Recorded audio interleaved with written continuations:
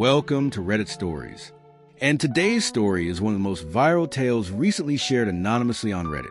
Let's dive into it. I used to think the worst thing that could ever happen to me was losing my wife. But I was wrong. So wrong. It was just an ordinary afternoon. Until I discovered that the savings account we'd built for our son's future was completely empty. No note, no goodbye. She was gone with her lover and every last dollar in our shared account. I thought I'd lost everything until my 10-year-old son walked into the room, looked at me with a strangely calm expression and said, "I fixed it, Dad." I didn't know whether to cry or be terrified because what he did next changed everything. Part 1. The day the floor gave out beneath me. I'll never forget the day my world fell apart. It was an ordinary Tuesday, the kind that usually fades into background life. The house smelled like old coffee. My inbox was flooded with deadlines. And my 10-year-old son, Noah, sat at the kitchen table, fiddling with his homework and chewing the end of a pencil he probably didn't need. Nothing felt off. Nothing screamed, disaster ahead. If I had sensed it, if there had been even a flicker of warning, maybe I would have done something differently. But sometimes destruction comes wrapped in silence. I was sitting on the couch, balancing a laptop on my knees, sorting through our monthly bills. Just as I was double-checking the auto-pay settings for the utilities, a notification pinged. I almost didn't look. Your balance has fallen below the minimum threshold. Confused, I clicked on an alert. It was the account we'd set aside for Noah's college fund, an account I hadn't touched in months. We'd spent 6 years building that fund. Rachel and I both made it clear it was untouchable. No matter how hard things got, no matter what happened in our marriage, that fund was sacred. I logged in. My stomach dropped before the numbers even loaded. Balance, $0. Not low, not drained. Empty, gone. Wiped clean. I blinked at the screen, hoping there was a glitch. I refreshed. Nothing changed. There were no recent transactions listed, just a blank space where Noah's future used to be. A chill ran down my spine. "Rachel?" I called out, my voice already shaking. No answer. I stood, walked through the house, calling her name again, louder. Silence. I checked the driveway. Her car was gone. That's when it hit me. The strange behavior, the last-minute errands, the new clothes she bought without explanation, the extra perfume, the way she started pulling away from Noah, from me. I chalked it up to stress. Maybe a phase. But phases don't drain bank accounts. I grabbed my phone and called her, straight to voicemail. I tried again. Same. "Noah," I said, walking back into the kitchen. He looked up, munching on a slice of apple, completely unaware of the storm cloud hanging over us. "Did Mom say anything to you today? Where she was going?" He shrugged. She said she had to go somewhere. Somewhere. That single word echoed like a gunshot. Trying not to panic, I opened our joint credit card app and scanned the transactions. My breath caught. Luxury hotel charges, flights, upscale restaurants, spa treatments. Miami. She'd gone to Miami. And she was having the time of her life. On money meant for our son. I didn't want Noah to see me break down, but the fury was bubbling just under the surface. I wanted to throw the phone, smash something. Instead, I gritted my teeth and turned away, biting my tongue so hard I tasted blood. How could she do this? How could she take from him? Our son, who had never done anything but love her. I slumped into a kitchen chair, my hands trembling. Across the table, Noah studied me in silence. He set down the apple slice and walked over. He placed a small hand on my shoulder. "It's okay, Dad," he said softly, with a strange calm in his voice. "I fixed it." I stared at him. "What do you mean?" He didn't elaborate. He just smiled.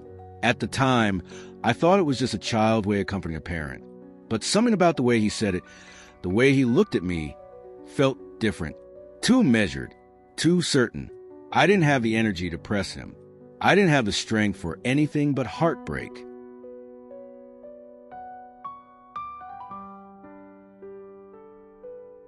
Part 2. The calm after the storm. The next few days blurred into one long stretch of silence.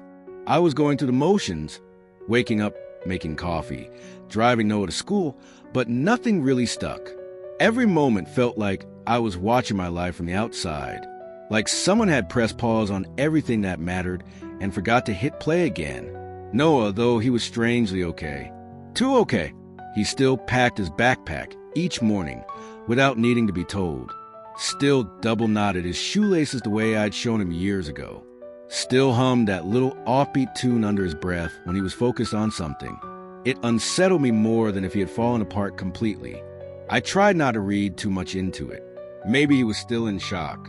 Maybe kids process this kind of thing differently. But something about the way he carried himself, it didn't feel like shock. It felt like a plan. Like he knew what he was doing, and he was just waiting for the rest of the world to catch up.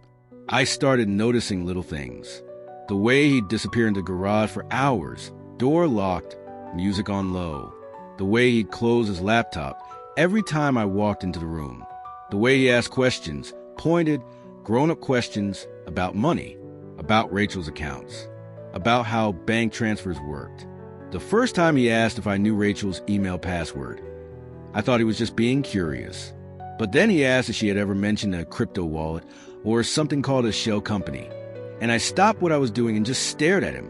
Noah, why are you asking me this? He looked up from his tablet, his face calm. Too calm. I'm just wondering, he said. I didn't press. Maybe I should have. But the truth is, I didn't have the energy to dig any deeper into this nightmare.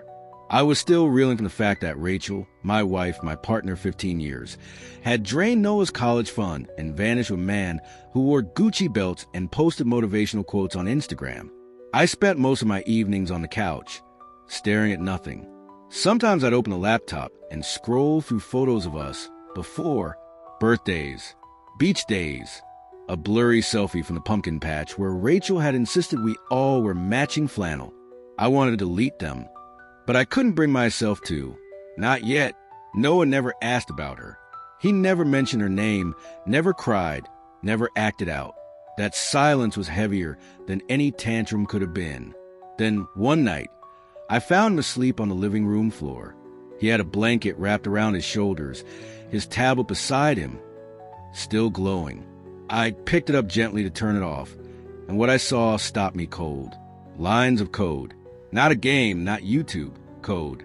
Real code. There were words I didn't recognize, blocks of something that looked like a digital map.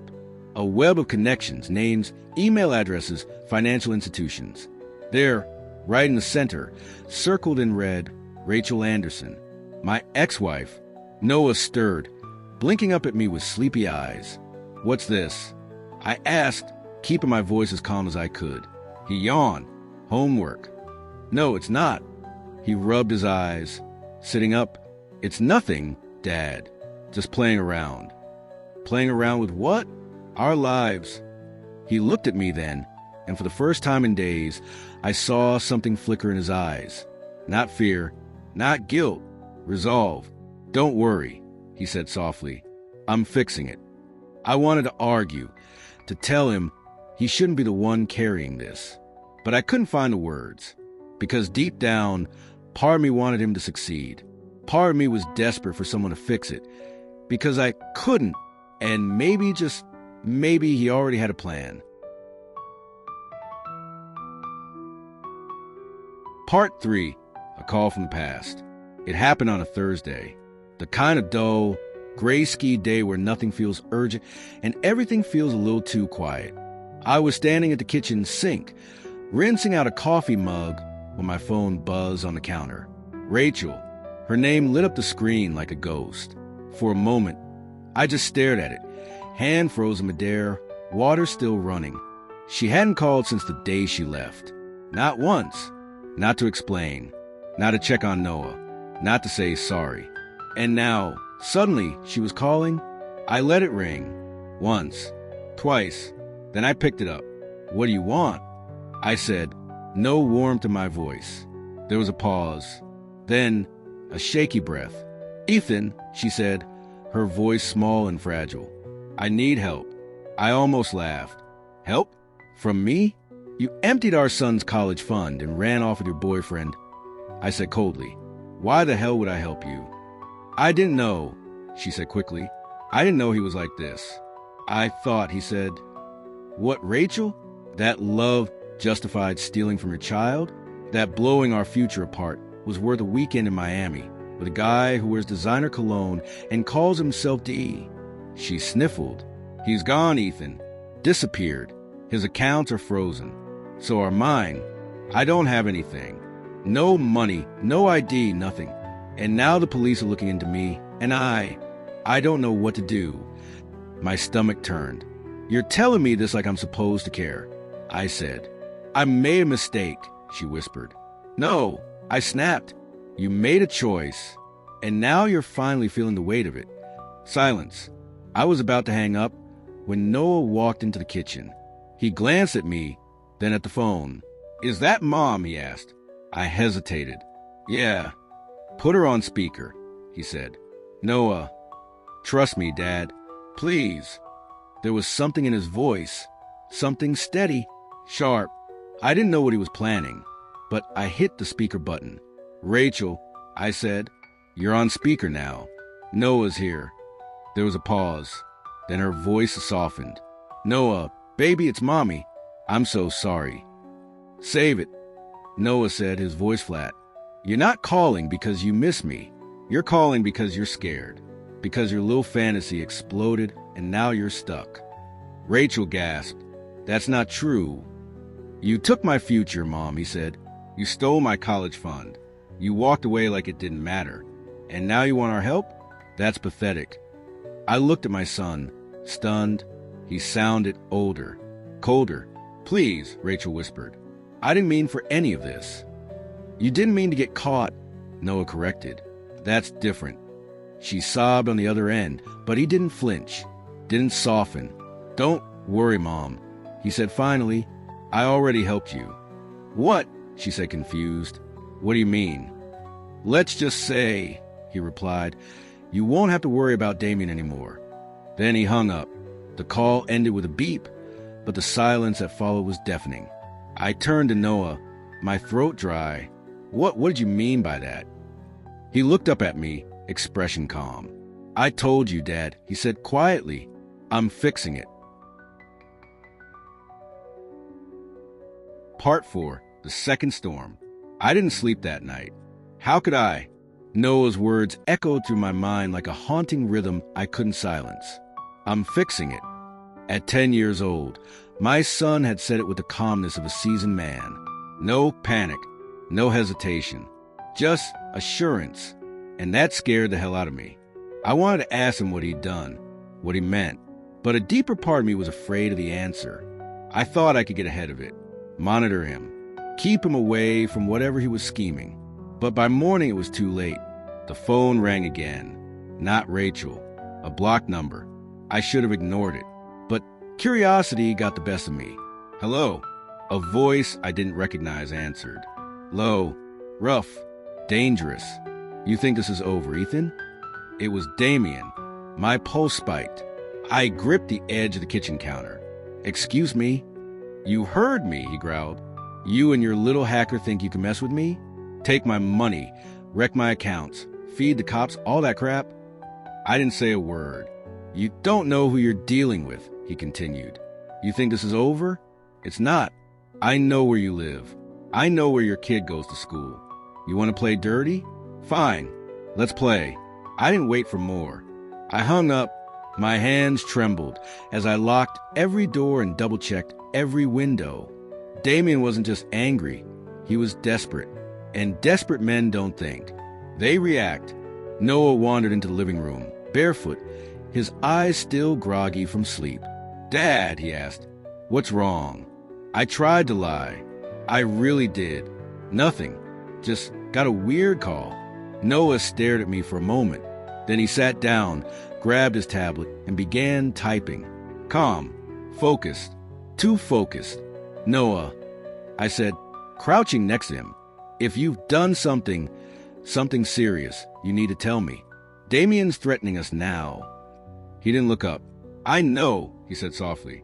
You know? I've been tracking him. His phones, his burner counts. I've got recordings, text logs, his location, everything. My chest tightened. Noah, that's illegal. You could get in serious trouble. He finally looked at me. But I won't, he said, because I've covered every trail. Use a VPN. Disguise my IPs. Routed it all through 3 different dummy networks. It was like he was speaking another language when I couldn't follow. You're 10. I whispered. I'm 10, he agreed, but that doesn't mean I'm powerless. I sat down hard on the couch, overwhelmed. Noah continued typing like nothing had happened. I'm not doing this because I want to, he added. I'm doing it because I have to. You won't. The police won't. And he's dangerous.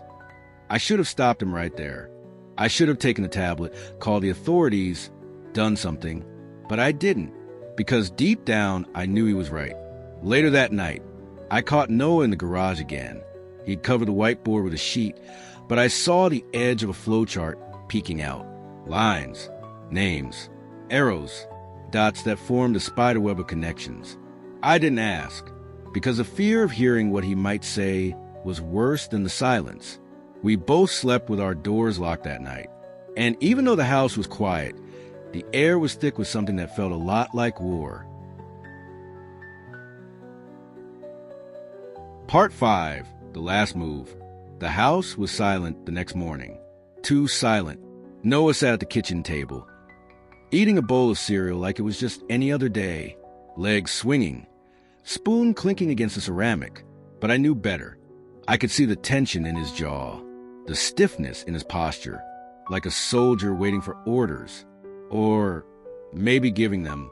I wanted to tell him everything would be okay, that I'd fix it, that he didn't have to carry this weight. But I didn't, because I wasn't sure it was true. Not anymore. That afternoon, the doorbell rang. No knock, just the bell. Sharp, cold. I froze. Noah looked up from his tablet, eyes already narrowing. Don't open it, I said quickly, stepping toward the front door. But Noah didn't move. He stayed seated, fingers stilling on the screen. I crept toward the peephole, heart hammering. It was Damien.